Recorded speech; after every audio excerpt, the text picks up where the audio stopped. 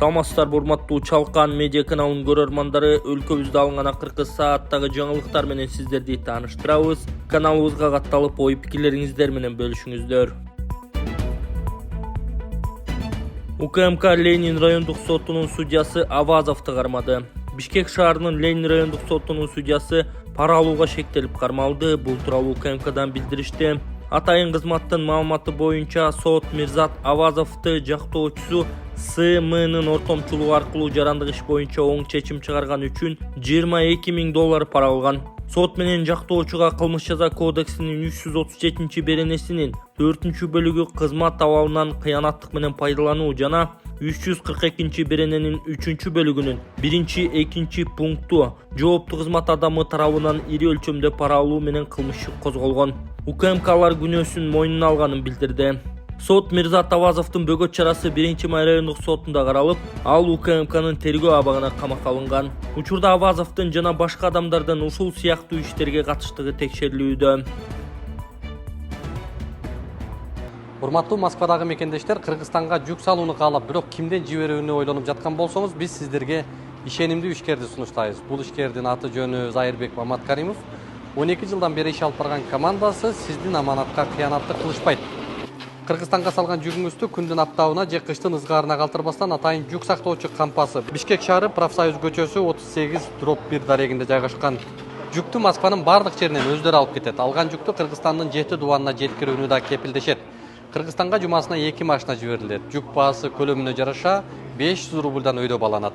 Дареги Нижегородское метросу, Перовское шоссе 9, строение 7. Байланыш номерлери +7 926 788 70 70. +7 929 624 63 64. Токтогул жана 3 коргон ГЭСтеринин гидроагрегаттары реконструкцияланат. Токтогул жана 3 коргон ГЭСтеринин бирден гидроагрегаттары реконструкцияланат. Бул тууралуу энергетика министрлигинен кабарлашты. Маалыматка ылайык иштер Токтогулда 20 февралда, 3 коргондо 1 мартта башталат. Реконструкциядан кийин Токтогул ГЭСинин кубаттуулугу 60 мегаваттка көбөйүп, жалпы кубаттуулугу 1440 мегаватт болот. Ал эми 3 коргон ГЭСинин кубаттуулугу оңдоп түзөө иштеринен кийин 9 мегаваттка көбөйөт деп айтылат маалыматта. Министрлик реконструкциялоо учурунда ГЭСтердин кубаттуулугу кыскарарын, андыктан электр энергиясын үнөмдүү колдонууну өтүндү. Талаш шаарындагы көчөдө суукка тоңуп өлгөн аялдын сөөгү табылды. Талаш шаарындагы көчөдө суукка тоңуп өлгөн аялдын сөөгү табылды. 18 февраль күнү Талаш шаарындагы көчөдө тоңуп өлгөн аялдын сөөгү табылды. Бул тууралуу күбөлөр билдиришти. Маалыматка караганда Панфилов көчөсүндө көз жумган. Маркум 60 жашта аял экени белгилүү. Милиция аял түндө көчөдө тоңуп калып каза болгонун тастыктады. Бишкекте курулуп жаткан футбол стадиону 51 000 көрүүчүгө ылайыкташат. Бишкектин четинде курулуп жаткан Бишкек арена жаңы футбол стадиону буга чейин 45 000 көрүүчүгө каралган болчу. Бирок Азия футбол конфедерациясынын шарттарына ылайык курулуш долбоору 51 000 кишилик сыйымдуулукка ылайыкташып курулуп жатат. Бул тууралуу Кыргыз футбол биримдигинен билдиришти. Азия кубогунун ачылыш аземи менен старттык беттешти жана финалдык оюнду кабыл алуу үчүн стадион кеминде 50 000 кишилик сыйымдуулукка ээ болушу керек. Андыктан аталган стадиондо жакынкы келечекте Азия биринчилигинин оюндарын кабыл алуу үчүн курулуш долбооруна тиешелүү толуктоолор киргизилип, жаңы стадион эми 51 000 көрүүчүгө ылайыкталат.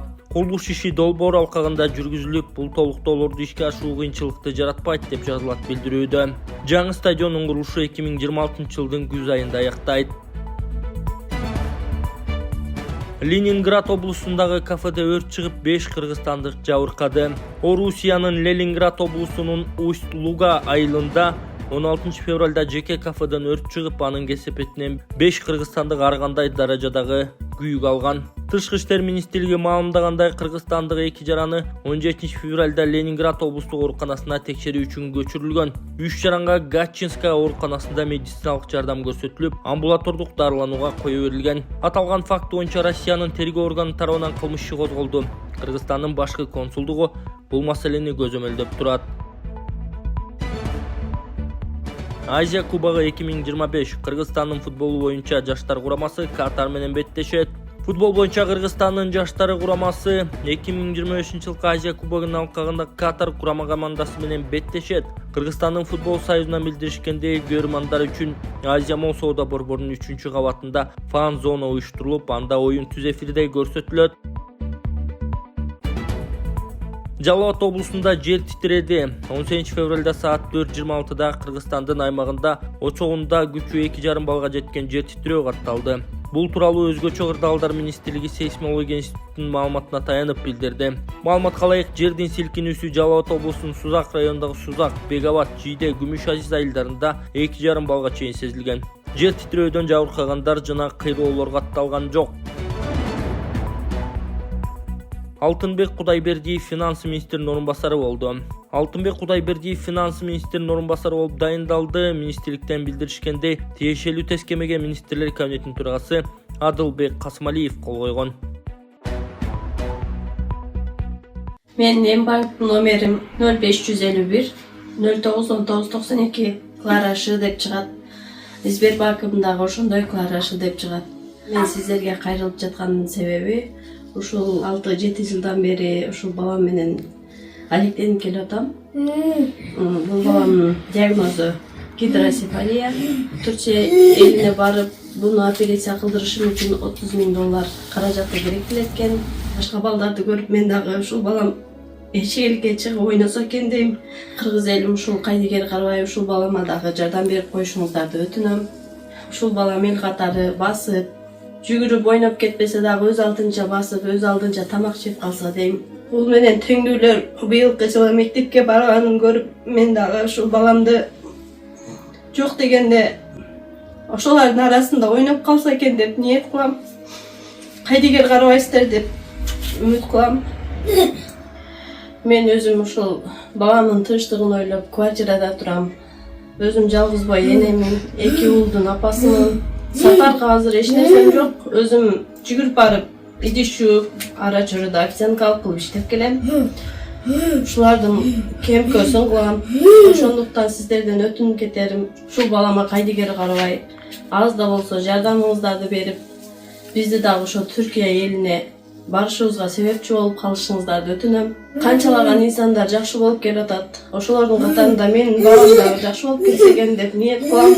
Дуаңыздарды берип, ушул бизге дагы Кайдыгер Карабай жардамыңыздарды берип коюшуңуздарды өтүнөм. Мектептердеги зордук зомбулуктун алдын алуу маселеси талкууланды. Президенттик администрацияда мектеп рекетчилиги, бейбаштык жана балдар арасындагы ар кандай терс көрүнүштөргө байланыштуу кеңешме 17 февралда өттү. Бул тууралуу өкмөттүн басма сөз кызматы кабарлады.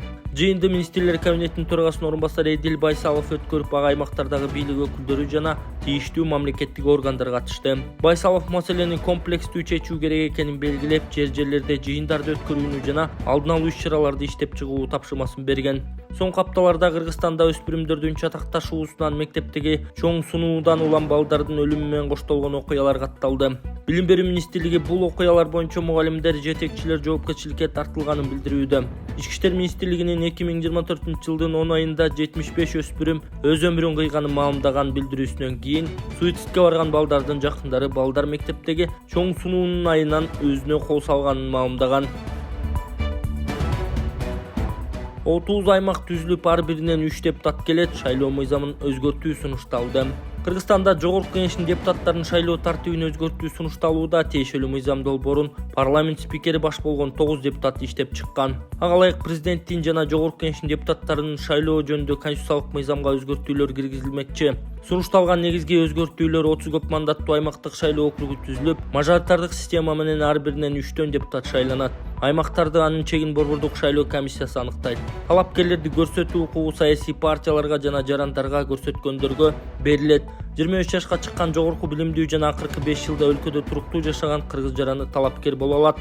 30 мандат аялдарга квота катары бөлүнөт. Аял талапкерлердин ичинен эң көп добуш алгандар депутат болуп шайланат. Партиялар ар бир округтан бирден талапкерди көрсөтөт. Ошондой эле партиялар алардын мүчөсү болбогон, башка партияларда мүчө болбосо, жаранды дагы талапкер катары көрсөтө алышат. Депутаттын орду бошогондо мандатынан ажыратылып же тапшырса ордуна кайра шайлоо өткөрүлбөйт. Ошол укуктан добуш боюнча кийинки орунду алган талапкерге мандат берилет. Аялдын ордуна аялганы келет. Эске салсак, учурда өлкөдө аралаш шайлоо системасы колдонулат. Ага ылайык Жогорку Кеңештин 54 депутаты пропорционалдуу система менен партиялык тизме аркылуу 36 депутатты бир мандаттуу округтардан болуп, жалпы 90 депутат шайланат. Айрым кризистик борборлор жабылуу коркунучунда экенин билдиришти.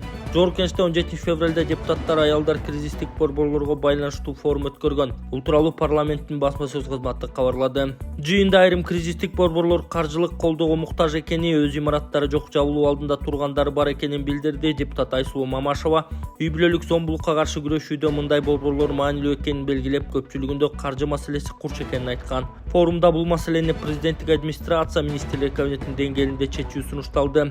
Эмгек, социалдык камсыздоо жана миграция министрлигинин маалыматында кризистик борборлор сунуштаган долбоорлорго мамлекеттен 115 миллион сом каралган. Расмий маалымат боюнча 20дан ашык кризистик борбор үй бүлөлүк зомбулукка кабылган аялдарга жардам көрсөтөт.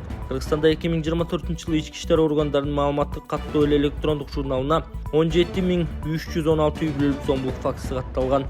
Бул 2023 жылга салыштырмалуу 32%га же 4212 окуяга көп. Ички иштер министрлигинин маалыматына ылайык зомбулукка кабылган адамдарга 14362 убактылуу коргоо ордери берилген. Анын 13663 аялдарга, 699 эркектерге. Соңку жылдары Кыргызстанда аялдарга жана балдарга каршы үрөй учурган зомбулук фактылары катталууда.